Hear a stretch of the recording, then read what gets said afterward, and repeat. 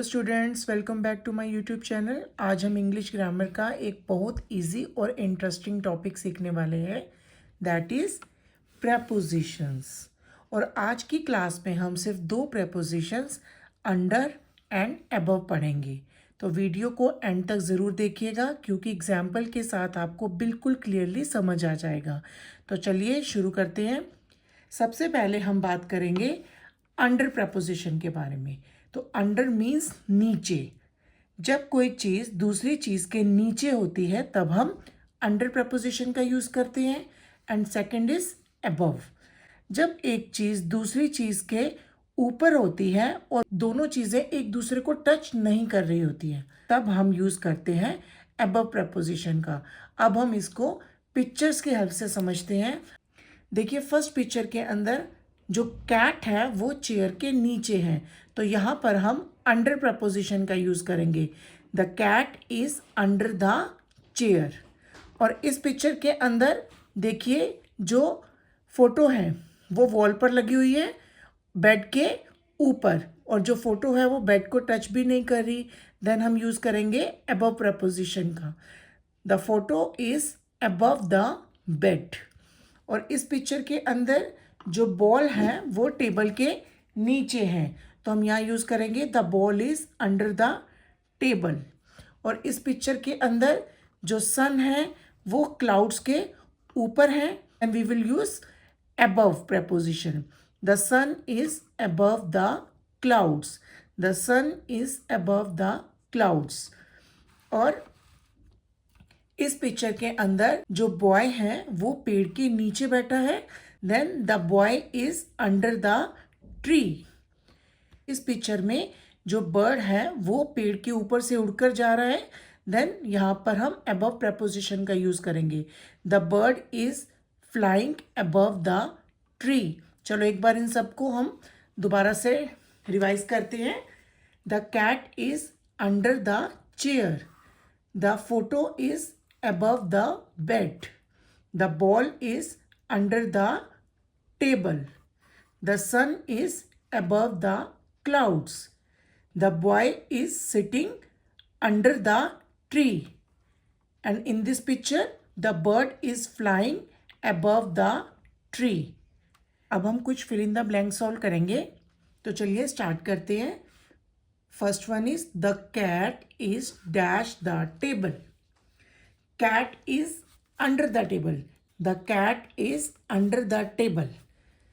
Next, the sun is dash the clouds. Sun हमेशा clouds के ऊपर होता है। Then हम यहाँ पर above preposition का यूज करेंगे। The sun is above the clouds. Next, the ball is dash the chair. जो बॉल है वो चेयर के नीचे है, तो नीचे के लिए हम यूज करेंगे under. The ball is under the chair. Next, the bird is flying dash the tree. The bird is flying above the tree. आपको हमेशा याद रखना है above जब हम यूज करते हैं ऑब्जेक्ट जो दूसरे ऑब्जेक्ट के ऊपर है वो दोनों आपस में टच नहीं करेंगे, वो टच नहीं करेंगे।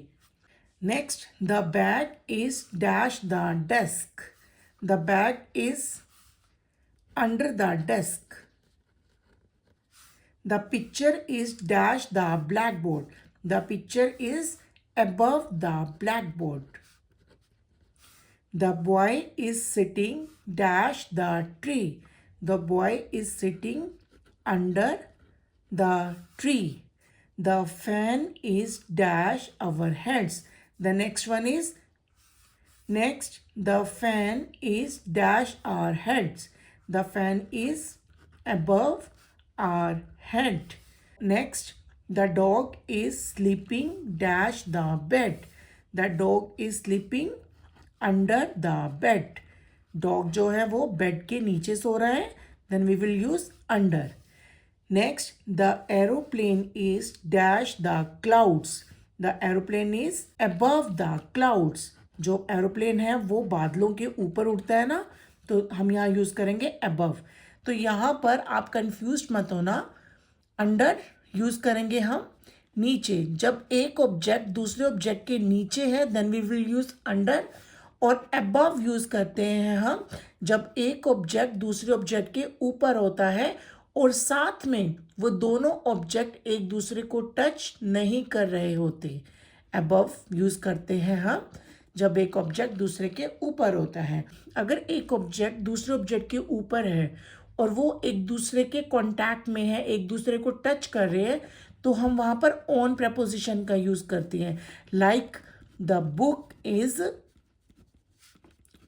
On the table.